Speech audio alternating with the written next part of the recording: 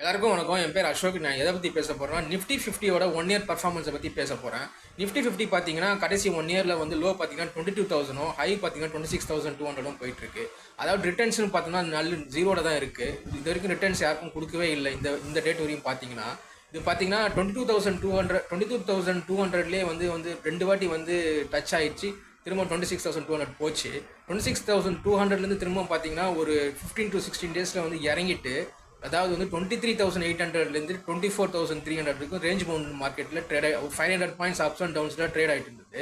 இது மெயின் காரணம் பார்த்தீங்கன்னா 2 விஷயம் தான். ஒன்று பார்த்தீங்கன்னா இந்த 1 இயரில் 2 முக்கியமான ஈவெண்ட் வந்திருக்கு. ஒன்று பார்த்தீங்கன்னா ட்ரம்ப் டேரிஃப். இந்த டேரிஃப்னால உலக நாடுகள்லாம் ரொம்ப பாதிக்கப்பட்டது. அதில் இந்தியாவும் ஒன்று தான். இதனால தான் இந்த இந்தியன் மார்க்கெட்ஸ் அந்தளவுக்கு பெருசாக வந்து ரிட்டர்ன்ஸ் கொடுக்க முடியாமல் போச்சு. ரெண்டாவது பார்த்தீங்கன்னா யூஎஸ் ஈரான் வார். இந்த வார்னால நிறைய பிரச்சனைகள் வந்தது.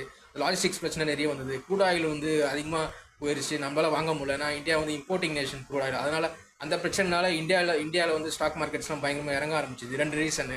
3வது ரீசன் பார்த்தா இந்த ஜியோ பொலிட்டிக்கல் டென்ஷன்னால கோல்டு ப்ரைஸஸும் ஏறிடுச்சு. அப்புறமா ருபி டிப்ரிசியேஷன் கன்சிஸ்டண்டாக போயிட்டே இருந்தது. ஆல்மோஸ்ட் 96.50 வரையும் டச் ஆச்சு. திரும்ப இப்போ ருப்பி வந்து அப்ரிஷியேட் ஆகிட்டு இருக்கு. பேஸ்ட் ஆன் த ஃபேக்டர்ஸ், நிறைய ஃபேக்டர்ஸ் இருக்குது.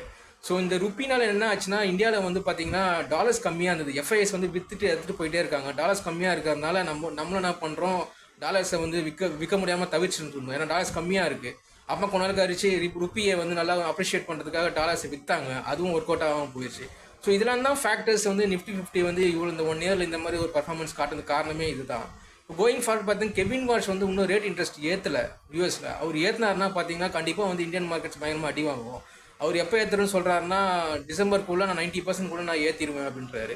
ஏற்கனவே வந்து 3.5% to 3.4% ஓல்டில் வச்சுருக்காங்க. ஸோ இந்த எல்லா ஃபேக்டர்ஸும் பார்த்தோன்னா இப்போ இந்தியன் மார்க்கெட்ஸ் எப்படி போகும்னு பார்த்தீங்கன்னா இப்போ ரேஞ்ச் மவுண்டில் தான் போயிட்டுருக்கு.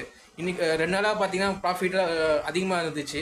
இந்தியன் மார்க்கெட் வந்து ரைஸ் ஆகிருந்தது. இன்றைக்கி பார்த்தீங்கன்னா வந்து கொஞ்சம் ஃப்ளாட்டாக தான் போயிட்டுருக்கு. இது வந்து நம்மளால் சொல்லவே முடியாது. இதுதான் இந்த ரேஞ்சில் தான் ட்ரேட் ஆகும்னு சொல்ல முடியாது. இப்போ என்ன ஃபேக்டர்ஸ் வச்சு நம்ம இந்தியன் மார்க்கெட் இன்னும் மேலே போகும்னு நம்ம சொல்ல முடியும்னு பார்த்தீங்கன்னா, இதே வார் ஃபேக்டர் தான் நம்மகிட்ட இருக்குது. இப்போ டேரிஃப் வர புதுசாக போட்டிருக்காரு 100% இந்தியா மேலே ட்ரம்ப்பு. ஸோ இதெல்லாம் திரும்ப பழைய பிரச்சனைலாம் வருது.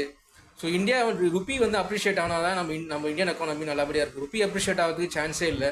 ஸோ இன்னும் 6 monthsக்கும் பார்த்தீங்கன்னா இந்தியன் மார்க்கெட்ஸ் வந்து இந்த வோல்டைல் ரேஞ்சில் தான் ட்ரேட் ஆகிட்டு இருக்கும். ஸ்விங் ட்ரேடர்ஸுக்கு தான் இந்த மார்க்கெட் நான் நினைக்கிறேன். அதே மாதிரி பார்த்தீங்கன்னா இன்வெஸ்டர்ஸ்க்குலாம் இந்த மார்க்கெட் கிடையாது. நிறைய இன்வெஸ்டர்ஸ் பணத்தை எடுத்துட்டு எல்லாம் வந்து ஐபிஓவில் போக ஆரம்பிச்சிட்டாங்க. இது என்னோட அனாலிசிஸ்.